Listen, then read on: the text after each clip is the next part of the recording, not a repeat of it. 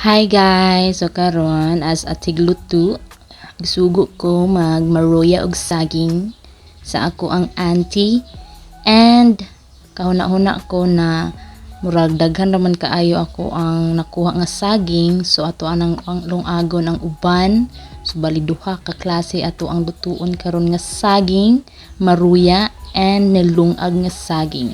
And i-on na nato ang gasol, butang na po nato ang karahay.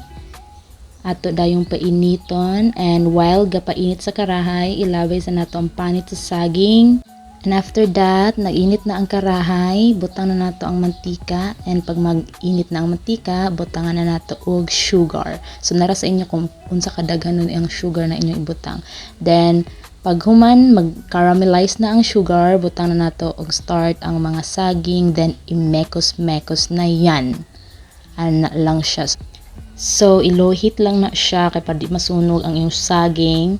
Then also sa pika side, luto na pod ang nilungag. So wala na ako na siya na videohan kay gikauna sa kong ante, gutom na daw siya. Mura to, bye.